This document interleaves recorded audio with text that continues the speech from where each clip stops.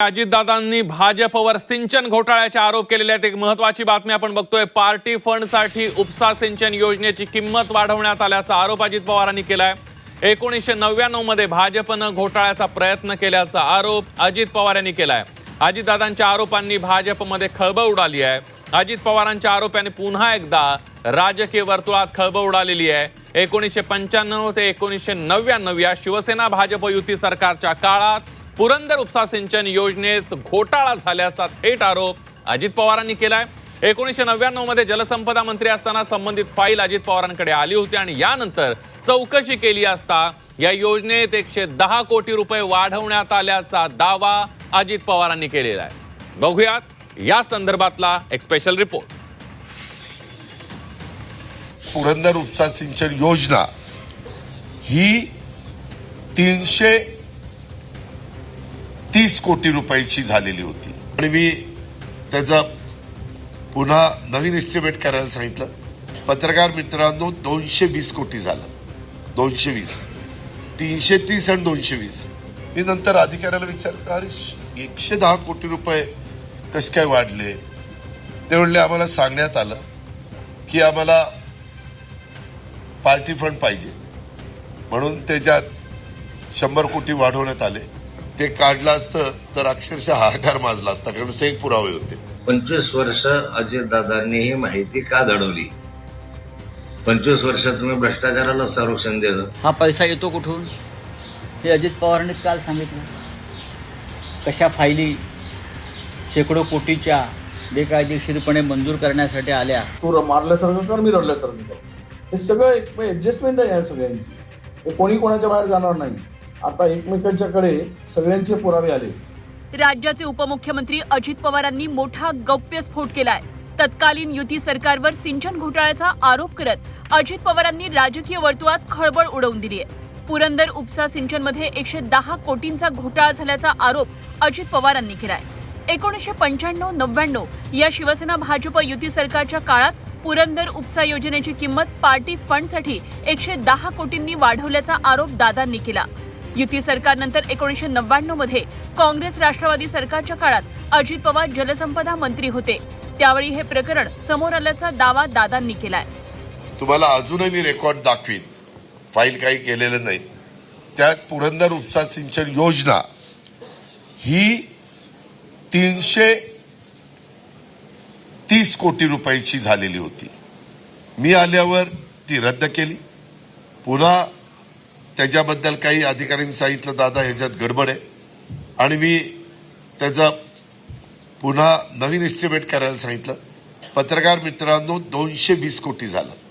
220, 330 आणि 220।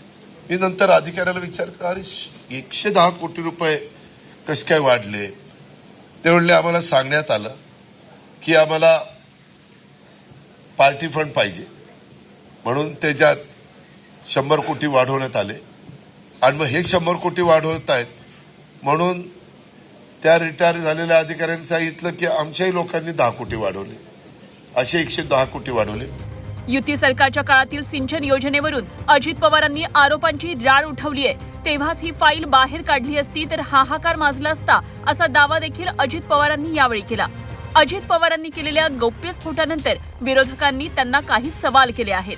25 वर्ष अजित पवारांनी फाईल का लपवली, असा सवाल एकनाथ खडसे यांनी केलाय।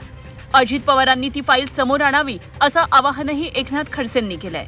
ह्याच्यातलं एक गोष्ट पण खोटी नाही। मी अजूनही ती फाईल 330 कोटीची मान्यता दिली होती का नव्हती ती दाखवीन। मग मला काहींनी सांगितलं, आता आपण ह्याच्यावर केस करू, अमकं करू। म्हणलं, आता लोकांनी आपल्याला दिलं निवडून, कुठं आता ते उकरत बसतात, जाऊ दे मरू द्या, आणि मी ते सोडून दिलं। वास्तविक ते काढलं असतं तर अक्षरशः हाहाकार माजला असता, कारण सेक पुरावे होते, सह्या होत्या फाईलवर।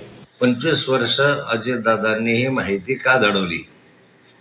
25 वर्ष तुम्ही भ्रष्टाचाराला संरक्षण दिलं। मग आता तरी माझी विनंती अशी आहे की जनतेच्या माहितीसाठी आपण तुमच्याकडे असलेली फाईल वगैरे आहे ते खुली करावी आणि त्याच्यामधली सत्यता तपासून घ्यावी।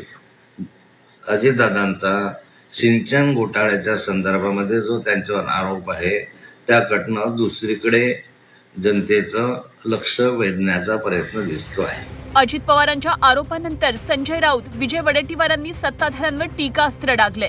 त्यांच्याकडे एकमेकांच्या घोटाळ्याचे पुरावे आहेत, त्यामुळे ऍडजस्टमेंट सुरू असल्याचा हल्लाबोल विजय वडेट्टीवारांनी केलाय. तर संजय राऊतांनी देखील महायुतीचा समाचार घेतलाय. हा पैसा येतो कुठून हे अजित पवारांनीच काल सांगितलं. कशा फायली शेकडो कोटीच्या बेकायदेशीरपणे मंजूर करण्यासाठी आल्या. मग हे सगळ्यांच्याच बाबतीत आहे. शिंदेच्या बाबतीत आहे, शिंद्यांच्या बाबतीत आहे, त्यांच्या मिंध्यांच्या बाबतीत आहे, अजित पवारांच्या बाबतीत आहे आणि देवेंद्र फडणवीस आणि त्यांच्या इतर सहकाऱ्यांच्या बाबतीतही आहे ना. त्याच्यामुळे निवडणूक आयोग किंवा या राज्यातलं अँटी करप्शन ब्युरो हे काय करत आहे? तू मारल्यासारखं कर, मी रडल्यासारखं करतो. हे सगळं एक ऍडजस्टमेंट आहे या सगळ्यांची. हे कोणी कोणाच्या बाहेर जाणार नाही. आता एकमेकांच्याकडे सगळ्यांचे पुरावे आले.